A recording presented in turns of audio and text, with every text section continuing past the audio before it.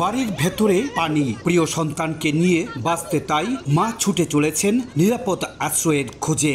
পারাপারের একমাত্র অবলম্বন এখন নৌকা।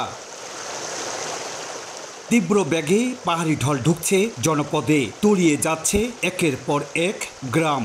সিলেটের গোয়াইনঘাট উপজেলার 13টি ইউনিয়নের হাওর ও নির্মাঞ্চল প্লাবিত হয়েছে।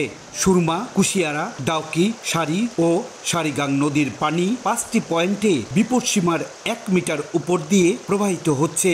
এছাড়া পানিতে শালুটিকর গোয়াইনঘাট সড়ক তলিয়ে যাওয়ায় যান চলাচল ব্যাহত হচ্ছে। উপজেলা সদরের সঙ্গে বিচ্ছিন্ন রয়েছে যোগাযোগ ব্যবস্থা। এদিকে এলাকার শিক্ষা প্রতিষ্ঠানগুলোতে আশ্রয় কেন্দ্র খোলার কারণে বন্ধ রাখা হয়েছে বিদ্যালয়ে পাঠদান। কোমর পানি, আঁটু পানি, গোলা পানি, মানুষ খুব বেনয়া মাঝে আছে। এখন কারিগর পানিয়ে তল করে রয়েছে। এখন আমরা কোনো থাকবার জায়গা নাই। মানুষ যাইরা আইরা বড় কষ্ট ওর গাড়ি লইয়া আইতে যাইতে। আমরা চাই যে এলাকাবাসী সবাই মিলিয়া এখানে একটা আশ্রয় কেন্দ্র হোক এই গ্রামের জন্য, এই এলাকার জন্য।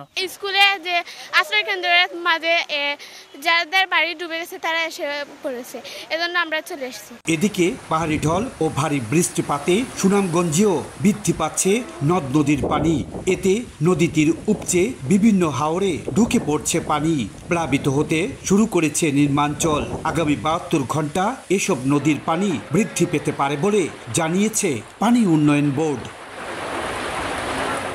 ইকরামুল কবির, সময় সংবাদ।